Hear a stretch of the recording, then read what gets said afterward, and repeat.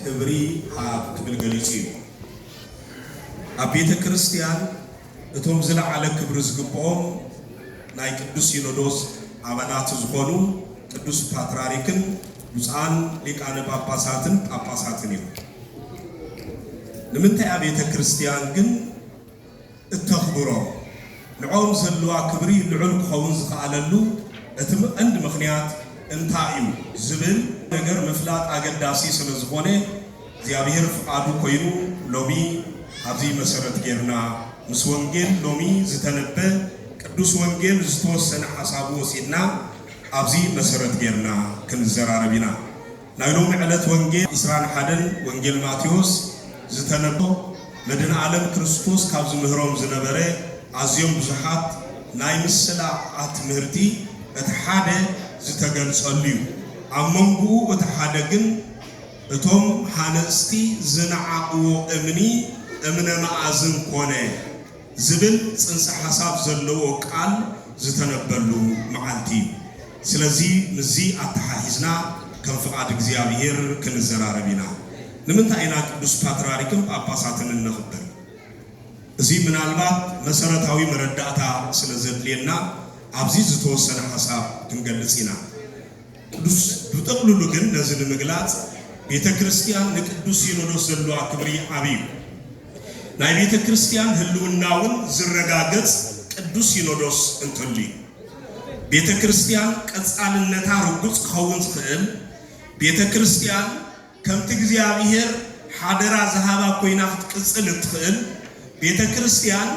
ከም ቤተ ክርስቲያን ምስጢራት እናፈጸመት ክትቅጽል እትኽእል ቅዱስ ፓትርያርክ ወይ ድማ ቅዱስ ሲኖዶስ እንተልዩ ቅዱስ ሲኖዶስ እንተዘየልዩ እግዚአብሔር ወልድ ኢየሱስ ክርስቶስ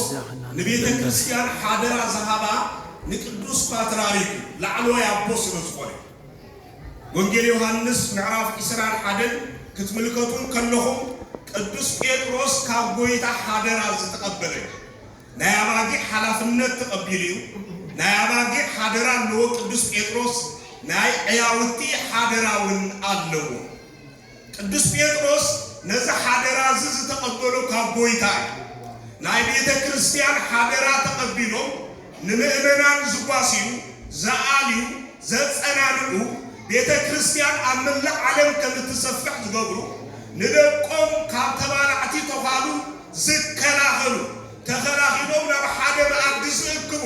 ምስ ክርስቶስ ዘላልዩ ናብ ዘለዓለማዊ መንግስቲ ዘሰጋግሩ ስምና ኣብ መጽሓፍ መዝገብ ሕይወት ከም ዝጽሓፍ ክገብሩ ሓላፍነት ዝተሸከሙ ኣቦታትና ቅዱስ ፓትርያርክን ብፁዓን ጳጳሳት ብጥቕልሉ ድማ ቅዱስ ሲኖዶስ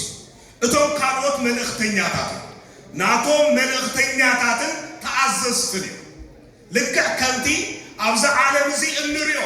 ካህን ክህሉ ይኽእል እዩ፣ ፈላሲ ክህሉ ይኽእል እዩ፣ ዲያቆን ክህሉ ይኽእል እዩ፣ ኣብ ዝተፈላለየ ማዕርግ ዘሎ ሰብ ክህሉ ይኽእል እዩ። ናይ ቅዱስ ሲኖዶስ መምርሕን ትእዛዝን ኣመሓላላፊ እምበር ሓጋጊ ኣይኮነን። ስለዚ ነቲ ቅዱስ ሲኖዶስ እናመርሖ ዝኸይድ ናይ ቤተ ክርስቲያን ኣገልግሎት ኩላህና ተሳተፍቲ ብምዃን ናብ ቅዱስ ምስጢሩ ቀሪብና ናብ ክርስቶስ ንኽንቀርብ ምኽንያት ይኾነና። ስለዚ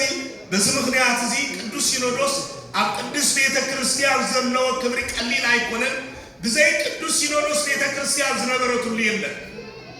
ብዘይ ቅዱስ ሲኖዶስ ቤተ ክርስቲያን ዝነበረትሉ የለን። ናይ መጀመርያ ናይ ቅዱስ ሲኖዶስ ማእከል ሐዋርያት እዩ። ንሐዋርያት ድማ ብኸምኡ ዓይነት መልክዕ ከም ዝቕረፁ ዝገበሮም ባዕሉ ናይ ቤተ ክርስቲያን ወናኒኣ በዓል ቤታ ዝኾነ ክርስቶስ ምኽንያቱ ክርስቶስ ቤተ ክርስቲያን ዋናኣ ክርስቶስ እዩ። ቤተ ክርስቲያን ናይ ክርስቶስ ኣካል እያ። ንክርስቶስ ተኣዛዚት ንክርስቶስ እናተኣዘዘት እትነብር ንክርስቶስ እናገለጸት እትነብር መርያት የላ ቤተ ክርስቲያን። ቤተ ክርስቲያን ንመን ትገልጾት የላ ንክርስቶስ ምኽንያቱ ኣካሉ ስለ ዝኾነ ኣካል ዝገልጽ ንርእሲ ስለ ዝኾነ ስለዚ ንሳ ንክርስቶስ እናገለጸት ኣብ ኩሉ ዘመናት ዝነበረት ክሳብ ሕጂ ዘላ ንቐጻል እውን እትቕጽል ብመን መልክዕ ጌርኣ ተልኩምኒ بقدس سينودوس ملكت قدس سينودوس القدس بيت كريستيان زلو حلافينت عقليلهم زريو بزحاتيهم كابز خنتنقل يغبانا نزل زغبانا مردو زحبوزنا استوسون نطبታት كنطقس ግን አገዳሲ ክብር ቅዱስ ሲኖዶስ እትናይ መጀመሪያ በመንፈስ ቅዱስ ዝምራህ ዘእከብ ስለዝኾነ ቅዱስ ምን መጽውዕ ተዋይዶ ሲኖዶስ ረሃይን በሊና ቅዱስ ሲኖዶስ ይላል ምክንያቱ ቅዱስ ሲኖዶስ ዝመርሖ ዘእከቦ ዝቆጣጠሮ መንፈስ ቅዱስ ስለዝኾነ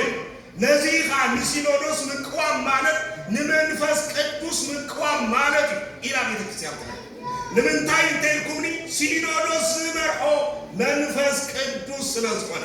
መንፈስ ቅዱስ ስለዝኾነ አባል 50 ሐዋርያት ተአኪቦም ከለው መንፈስ ቅዱስ ናብኦም ወሪዱ ንዓቶም መንፈስ ቅዱስ ከም ዝመርሖ ኩል ጊዜ ኣብ ቤተ ክርስቲያን አሉ በመገድ ቅዱስ ሲኖዶስ ስለዚህ ቤተ ክርስቲያን ትምራሕ በመንፈስ ቅዱስ ያ መራሕታውን መሪሕነቶም ኣብ ቤተ ክርስቲያን ዘፍርሑ ኣብ ማእከሎም መንፈስ ቅዱስ ስለዘሎይ ስለዚህ እነዚህ ክብር ዝግባ ትርዳና ይግባ ናልባት አባና ዘሎ ርቂትና ተሐሳስባን አሽዱኹም ከም ዝኾነ ርዱ ነገር ምክንያቱም ለቅዱስ ሲኖዶስ ዘሎ ክብሪ ዘሎ ትውልዲ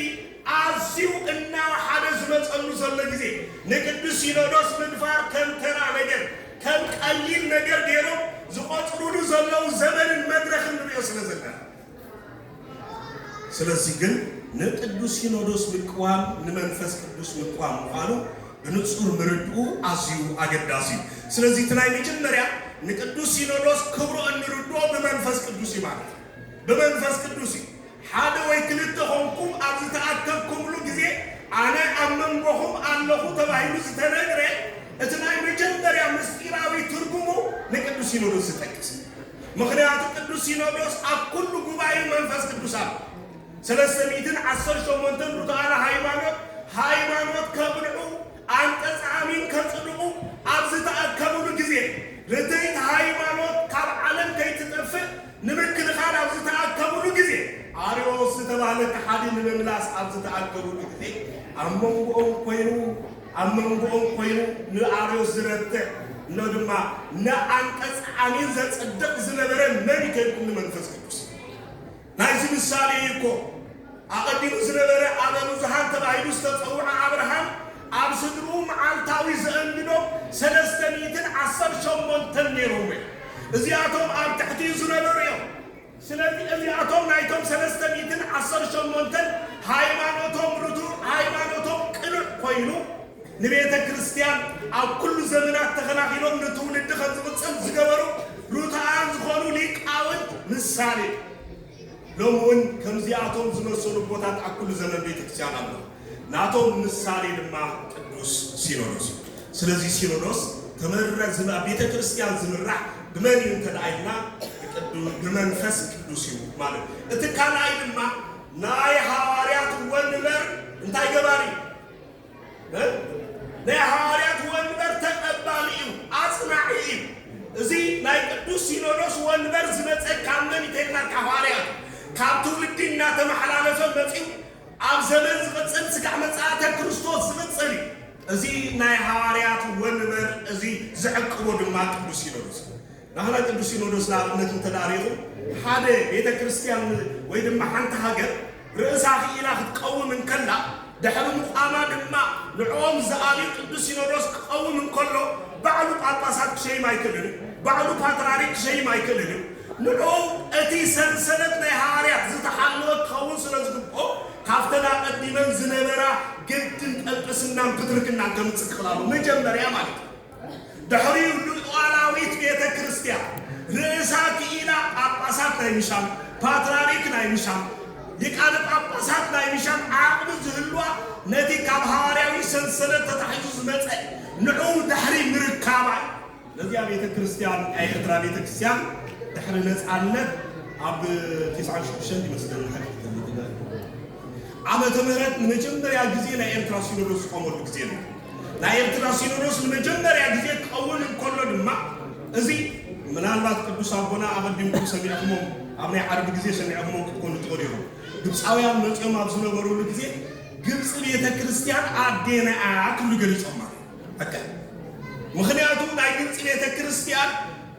ተወራሪዱ ዝመፀ ቅዱስ ሲኖዶስ ከቅዱስ ማርቆስ ከሐዋርያትና ማርቆስ ከማርቆስ ድማ እና ተወራረደ ስለዝመፀ በዚህ ምክንያት እዚ እቲ ዘይተበከ ሰንሰለታዊ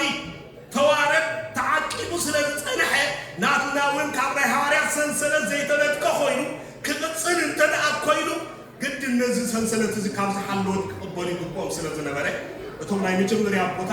በአቶም ናብነት ናይ መጀመርያ ፓትርያርክ ናይ ኤርትራ አቡነ ፊልጶስ ለመጀመሪያ ጊዜ ዝተቀቡካ ናይ ግብ አቡነ ሽኖዳይ ለመጀመሪያ ጊዜ ስለዚህ አጳሳትናው ተቀበሉ ስለዚህ እዚ ተዋረድ እዚ ምስተረከበ በድሕሪኡ ግን ርእሳ ስለዝኻለ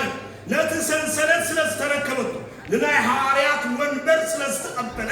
ነዚ ወንበር ዝዓቂባ ኣብ ኩሉ ጊዜ ኩነታትን ፓትርያርክና ሸለት አጳሳትና ሸለት ነዚ ወንበር እዚ ንዓቃብ ዋጋ እናኸፈለት ንኩሉ ዘመን እናሓለፈት ክሳብ ጊዜ ስለዚህ እቲ ተዋረድ ብከምዚ ዓይነት ኣገባብ ዝመጽእ ስለዝኾነ ቤተ ክርስቲያን ናይ ሐዋርያት ወንበር ዝዕቅቡ ዓቂቦም ድማ ናብ ትውልድ ዘሰጋግሩ ቅዱስ ሲኖዶስ ስለዝኾነ ንሲኖዶስ ዘለና ክብሪ ዓብይ ሞደስ ይበለና ስለዚህ ካብ ቅዱሳን ሐዋርያት ዝተረከብናዮ ወንበር አብያልና ማለት ነው አብያልና ኤርትራ አለና ኣብ ኤርትራ ሃገርና አለና ማለት ምክንያቱ ኣብ ኤርትራ ሃገርና ዘሎ ቅዱስ ሲኖዶስ ካብ ሐዋርያትና ተወራረደ ዝመፀ ወንበር ዓቂቡ ዘሎ ቅዱስ ፓትርያርክ ማለት ድማ ኣብኡ ዝተቀመጠ ኣብ ናይ ጴጥሮስ ወንበር ዝተቀመጠ ኣብ ናይ ወንበር ማርቆስ ዝተቀመጠ ማለት እዩ ከም ማርቆስ ኮይኑ ቤተ ክርስቲያን ዘመሓል